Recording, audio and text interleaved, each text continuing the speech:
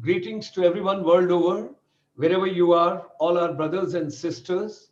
Green morning, green afternoon, green evening, and different parts of the world, our brothers and sisters, wherever they are. We extend you a very warm welcome on Saturday, 6th of February 2021. That is at 5 p.m. Indian Standard Time. And we are moving in our series every Saturday, as you are aware of, that 5 p.m. we have got a special program which comes on Swami Vivekananda's teachings for education and youth empowerment. And today we are moving in that particular series, ladies and gentlemen. And today happens to be 24th program of our end on the weekends, which we started on 5th of September on India's Teachers' Day. Today we have got a very distinguished guest, Shri Sudhir Baveja ji. He's the coordinator, Department of Philosophy and Vivekananda Studies at the Punjab University in Chandigarh. He's a member management committee, Ramakrishna Mishra Ashram, Chandigarh.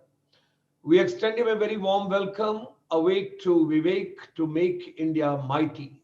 Wow, that's great. Today is 639th webinar of ours. We started this special series on 25th of March after the COVID had set in.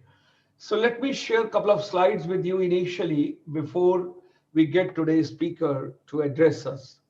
Our chamber, ICSI, International Chamber for Service Industry, it extends a very warm welcome to all our brothers and sisters in India, as well as Indian diaspora. There are 31 million people abroad at this point of time. Our chamber is organizing almost 30 programs in a week, and this is a webinar programs on different themes. Today is Saturday. Immediately after this, you will have a program with Ayurveda. We started with Ministry of Ayush way back, and now we have come a long way in that also. Today is the 29th program of theirs. And then you will have today a live telecast from Sweden from our non-resident Indians. And today we are going to talk about ancient education to modern education. And we are going to do the Manthan, particularly where we will talk about the Gurukul Parampara and what exactly was there in education and where does education stands today. Right.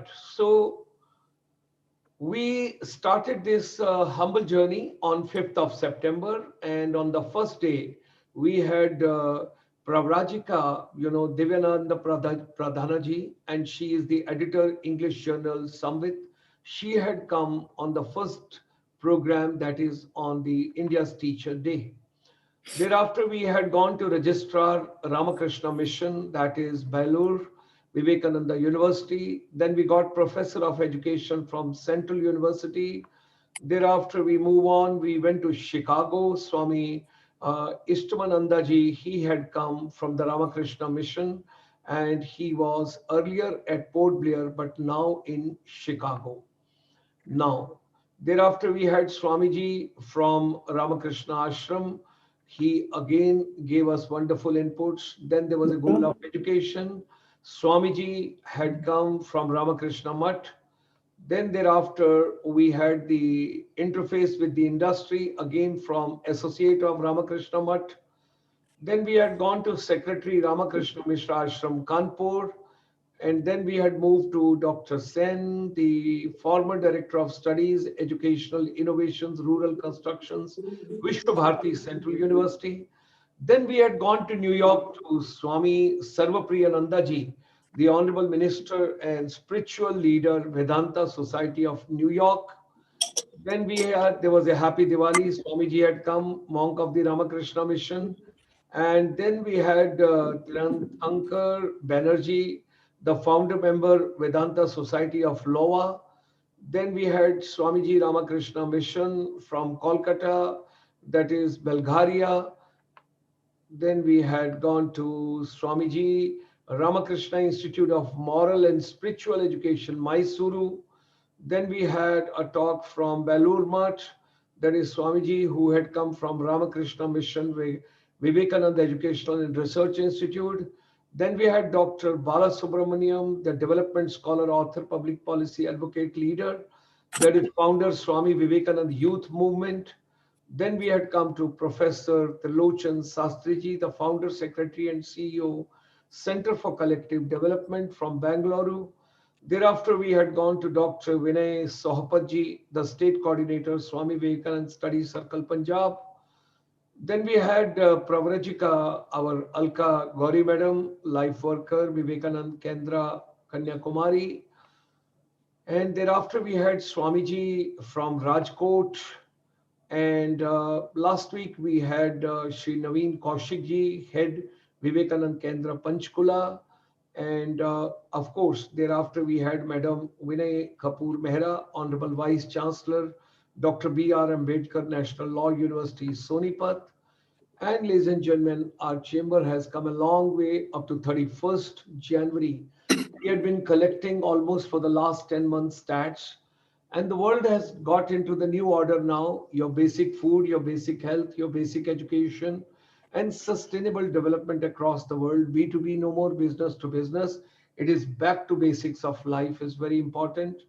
We are beaming from morning 9 till evening 9 p.m. every day. And this is a concept of finishing school, which we brought AICT website. If you see on the home page, because under the RUSA policy, Rashtriya Uchitar Shiksha Abhiyan, our chamber had given the concept of finishing school. And thereafter, teachers and youth empowerment is the agenda for 2021, which we have set. And immediately after this program, you will have the Ayurveda program. Today's topic is common skin ailments and their treatments. And then, of course, we will be moving to New Education Policy 2020, Gurukul to Modern Education in India. We will do the Manthan, and that is at 8 p.m. from Sweden. So, ladies and gentlemen, tomorrow morning, first program is Vidya Se Adhyatam Vidya Ki Aur. That is an integrative series of Srimad Bhagavad Gita and 10 principal Upanishad. Professor Satendra Dhiman will come live from USA, from the Burbank, California, Woodbury University. He will talk to us. Tomorrow at 12:30, you will have Waste to Resource Management program, and both the director and the assistant director, they would join us. Tomorrow evening at 5 p.m., you'll have a special program on micro, small, and medium enterprise, like we have it every Sunday. And tomorrow evening, 8 p.m., you will have non-resident Indians, again Indian diaspora. Dr. Raj Vedam is coming with Dr. Vivek Shankar Natarajan. They are coming from Texas, Lamar University, as well as at Catty at Houston. They will be with us tomorrow. And Monday onward, we are taking the segment of Future of Education from the Budget 2021. Don't forget to join us. Monday, Tuesday, Wednesday, Thursday, Friday, coming whole week we are dedicating to where we are talking only education and education and education out of the budget. And that is going to be at 8 p.m. Indian Standard Time. So we strongly believe that whatsoever human mind can conceive and believe, it can achieve. Let's come together. Let's make education relevant, all of us. And today we extend a very warm welcome to Sri Sudhir Baweja ji, Awake to Vivek to make India mighty. With these words, we extend a very hearty welcome to Sri Sudhir Baweja ji. Pranam, Namaskar, आपका बहुत बहुत हार्दिक स्वागत है, and let's move in the journey onward.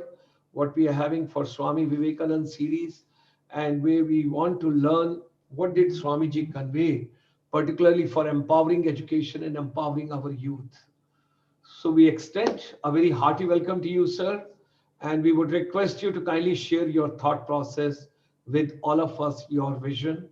And मैं अपनी वाणी को विराम देता हूं और आपसे निवेदन करता हूं कि आप टेक ओवर कीजिए जी sisters and brothers of this beautiful green world, it's namaskar, adab, sat sri akal, good morning, good evening, and jai hind. I feel humbled. I feel that as if I am only a shooting star amongst the galaxy of speakers and star speakers, which have been just, Sharma sir has simply talked about them at length. And I have been given an opportunity to be speaking of my heart, I would say, and share my thought process with the people from all around the world.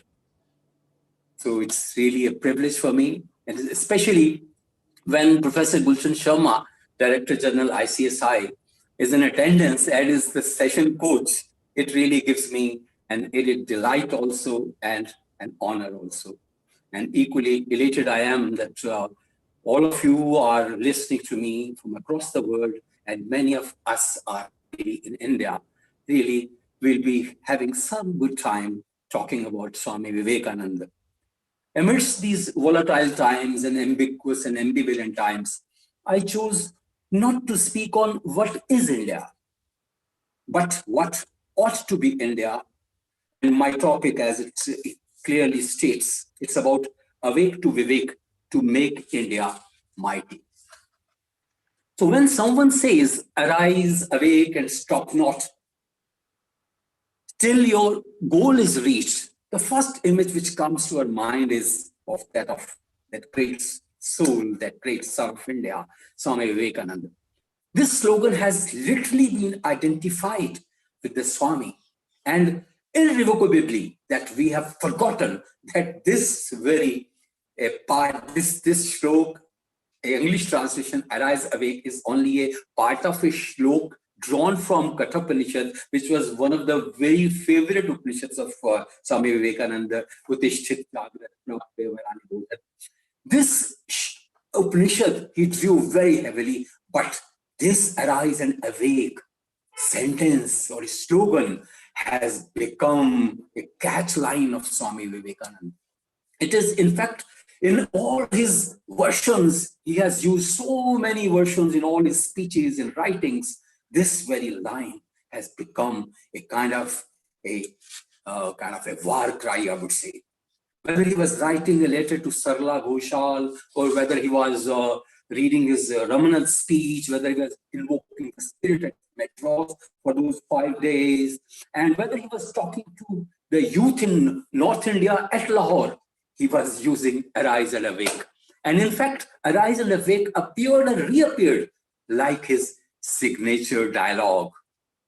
He literally played with this line. He edited this line, he expanded this line, he expunged this line, he truncated this line, he used and reused this line.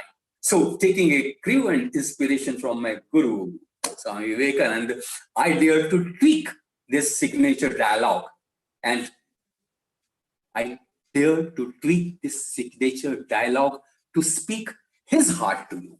And you know that he spoke to hearts from the bottom of his heart. In a series of Vivekananda on education and youth empowerment, I choose to speak on something which is very dear to him, maybe dear to him also, dear to me also. In fact, he became what he loved the most, India. Yes, even after the meditation on the eve of that Christmas night at Kanyakumari, the southernmost end of India, he later declared that I have become condensed India, Ghani Bhoot Bharat. Giving a why is not at all difficult for me. Why I chose this to be, and why he was being heard about India. So many voices are speaking about India today. We don't even know India. They don't even know India. They haven't even been to India. They haven't been around India. They don't know India, but still they are talking about India, and we are all ears to them.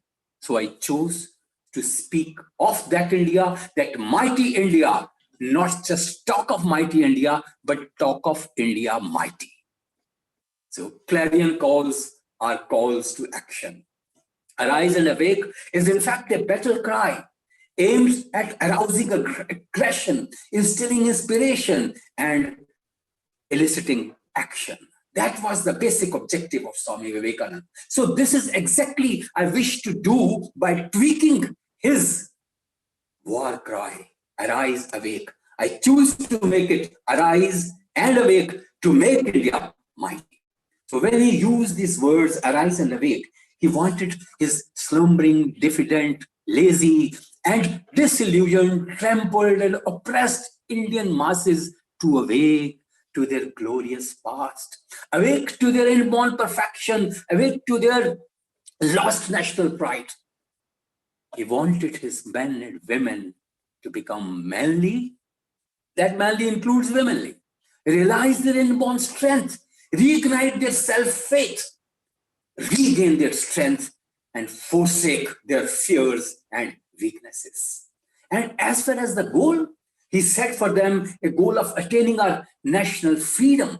So arise and awake and sit not till you, stop not till your goal is reached. So that was the goal which he set for them. That redeem our national freedom, realize our emancipation of masses, empowerment of women, build a strong nation, and teach the eternal lessons of Vedanta, universal religion, harmony of religion, spirituality, and universal acceptance. So driven by his clarion call, India woke up, put its act together, fought for our national freedom, and once we got our blood-soaked, truncated freedom, we forgot Vivekananda. We forgot his arise, awake. We forgot India. And forgotten India, we lived for more than 70 years, 72 years. And we are going to celebrate our 75th birth anniversary, freedom anniversary, very soon. But where is India? India of the dream, the mighty India, which he has conceptualized. And where are we today? What have we done to our freedom? What have we done to our nation? What are we today? When we will listen from the likes of Jeff Bezos, that Amazon chief, say that this is the century of India. India today seems stagnated, lockjam. And today we have this chakka jam. A nation of brave fighters have become a fighting nation ourselves. I'm pained. We have lost our self-faith. We have lost our self-esteem. We have lost our self-pride. We believe what others say. We are told but we are not free. We are told our freedom of expression has been hijacked. It has been curtailed. The very fact that they can say it to us means they are free. Our freedom has not been hijacked. So we can raise our voice. We fail to notice that we are being heard. We can raise our voice in protest. We can register our anguish. We can tweet and retweet our agonies and anguishes. Yes, anyone is free to share one's pains, even share one's hidden agenda, game plan, and toolkits too. No. We don't need Gretas and Rihannas and Minas to tell us what is wrong with us, what ails us and what hurts us, what is not good for us and who we are.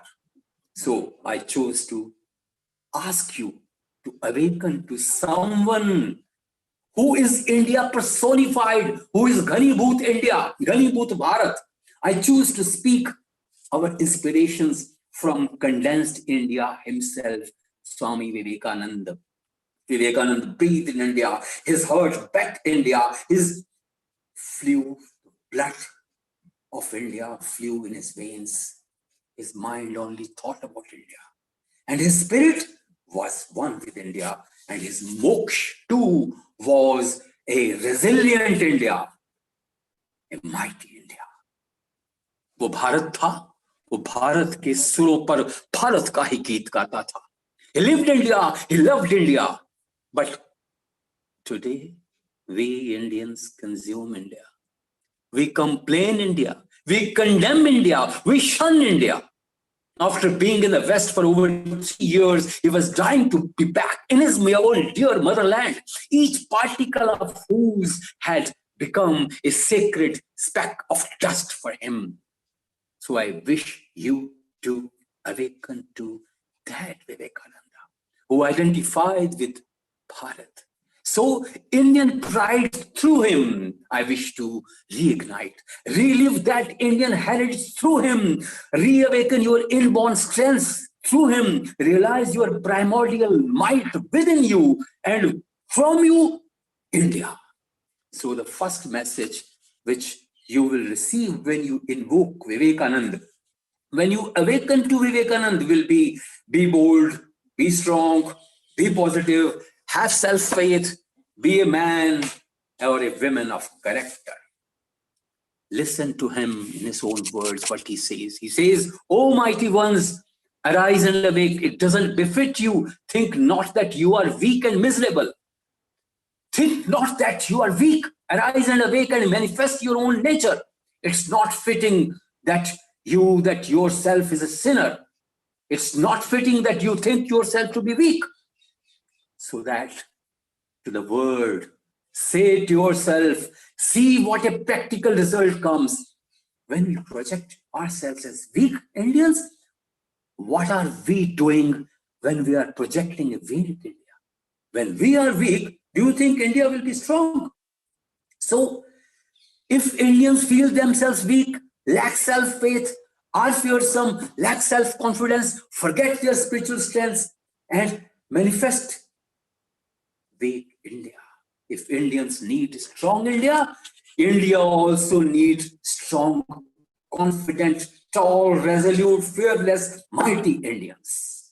So, friends, awake to be awake, to make India mighty. Let each of us be mighty. Let each one be mighty. Let India be mighty. You may argue that there would be many among ourselves whom we have trampled and oppressed so much they have been literally dehumanized. Yes, Vivekananda has a magic mantra for that too, because they cannot awake themselves. They have to be arisen, awakened. So there is a magic mantra, he calls it, be and make. So he stands for making one strong, strong in character, strong in values and morality. Make stands for making others practicing that selfless service in awakening their might in themselves. So let their dehumanization be gone. Let they be brought back in the human mainstream. Let they also imagine themselves to be mighty souls, mighty Indians. If one sees darkness around oneself, one has to become sun oneself.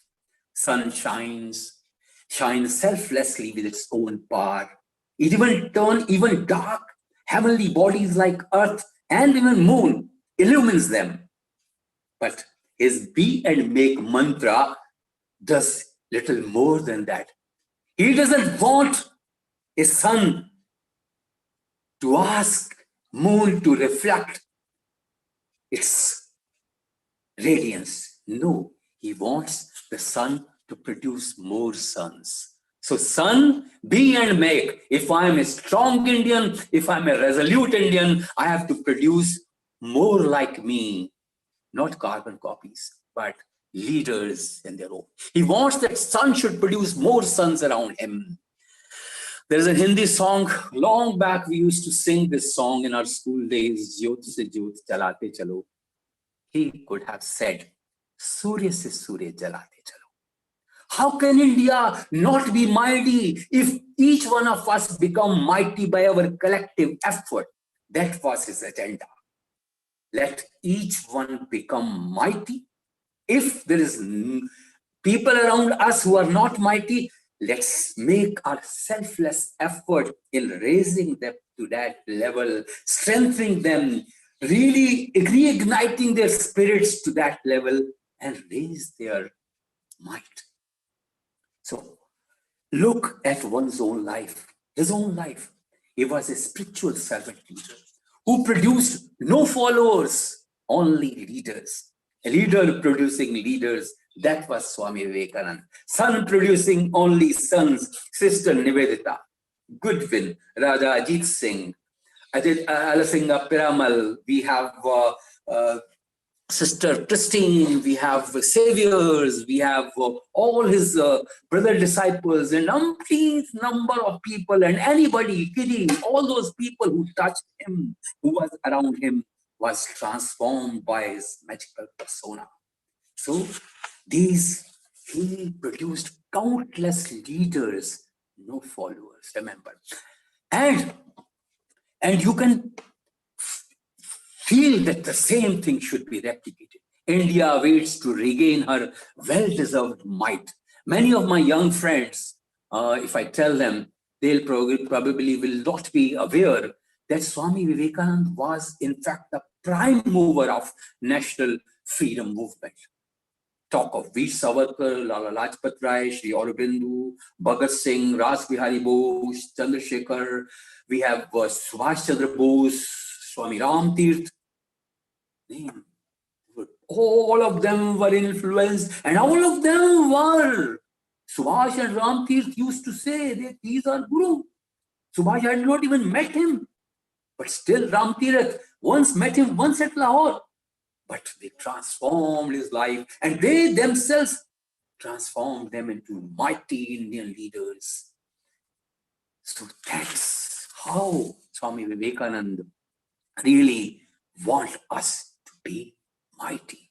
And he had shown to the world that if you are strong enough, you can always produce strong, not followers, but leaders.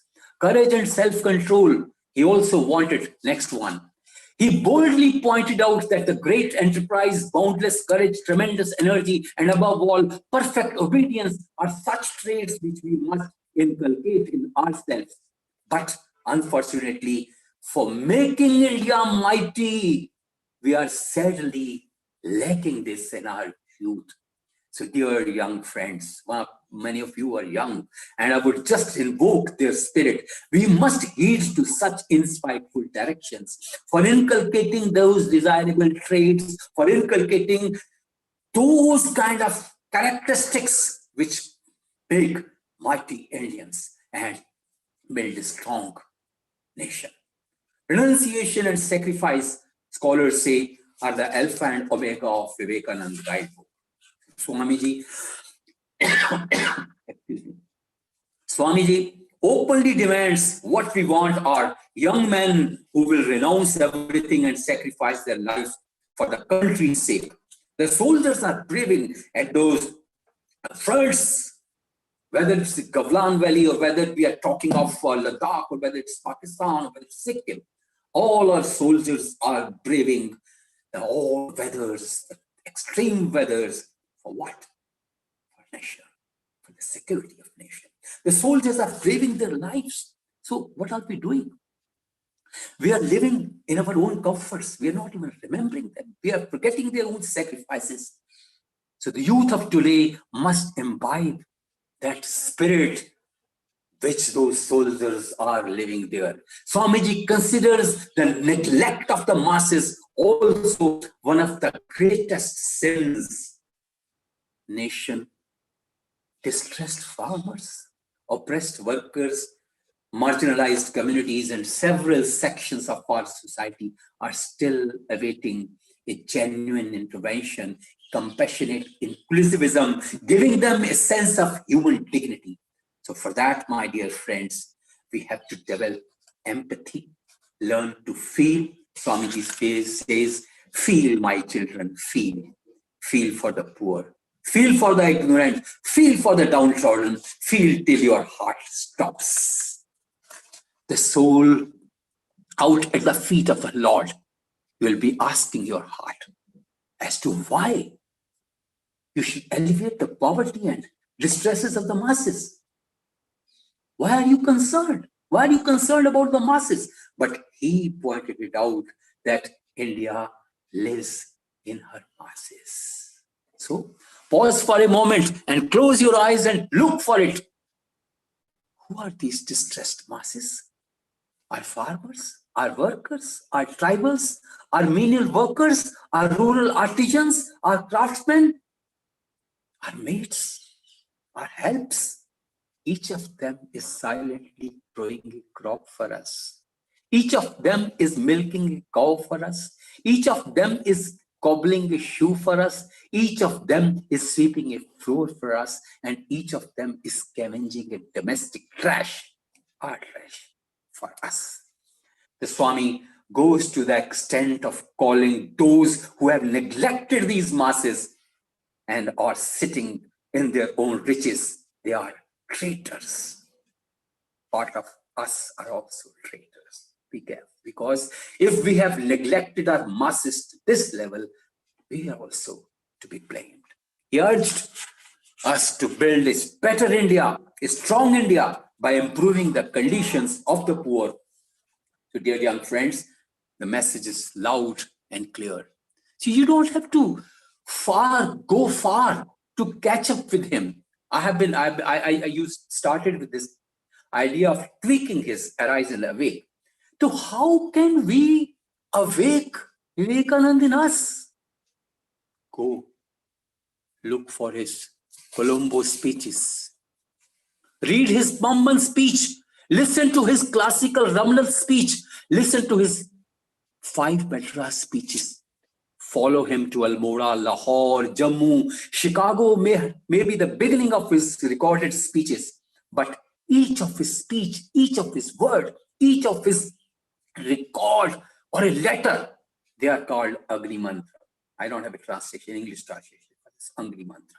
They are Agni Mantras. And in each of his words, there's only one bottom line, one key message. Strong Indians, strong India. And to do that kind of India, mighty India, we have to undo ourselves. To do that kind of India, we have to unlearn a lot of India. We think India of our perception, but that's not the truth. Identify yourself with India. Like you rectify your errors, make amends of your mistakes, heal your follies and awaken to your weaknesses, inner strengths. As an Indian, identify yourself with India and awaken to those weaknesses of India and set your target, set your goal to heal India, to reignite India, to reawaken India, and to re-strengthen India. So each Indian becomes India. Each mighty Indian will add up to a mighty India. That is the crux of what I wish to say today, friends. All of us have to be mighty, strong, awakened to our own self. So how can we awaken to our own selves? Awaken ourselves to Vivek, because Vivekananda has identified himself with India. So Vivekananda, when I say awake to Vivek, means we have our own India within, we have our own Vivekananda within. So awaken to our Vivekananda within, awaken to our India within. So Vivekananda devotes his entire life to India and all her might. We can at least give a few moments to our life every day to at least identify ourselves with this noble nation. Let me conclude by yet another mantra from Vivekananda.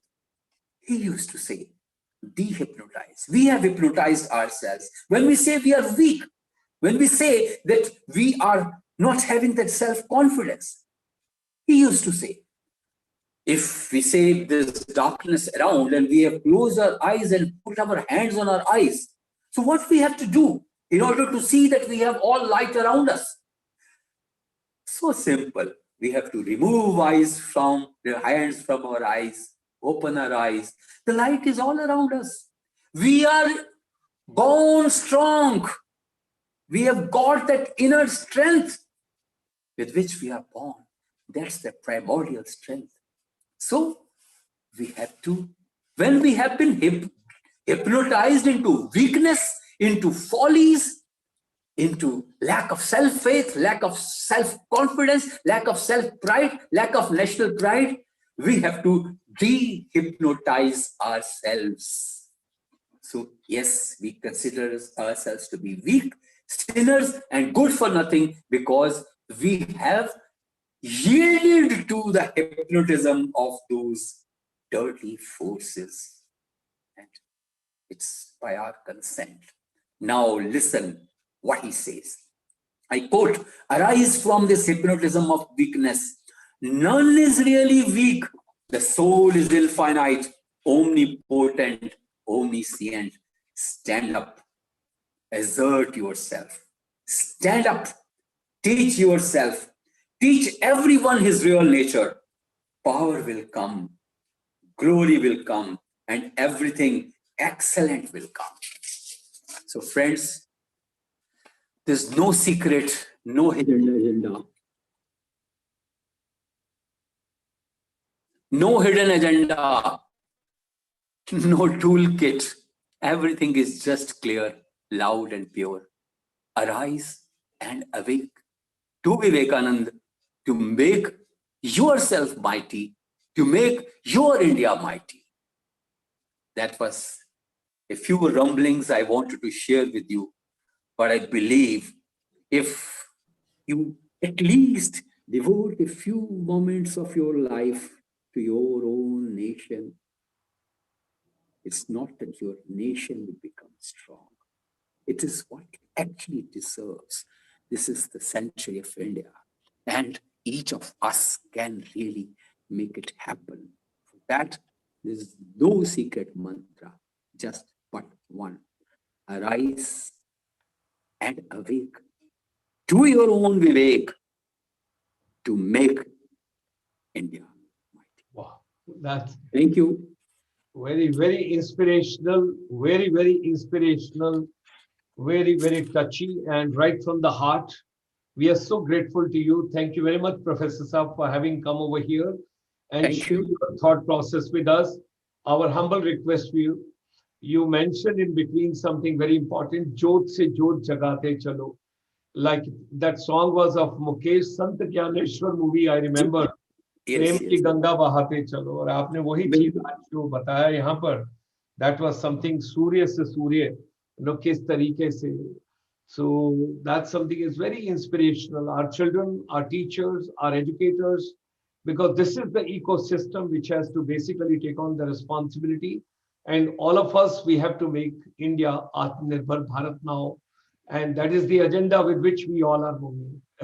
Yeah, Thank you definitely. sir.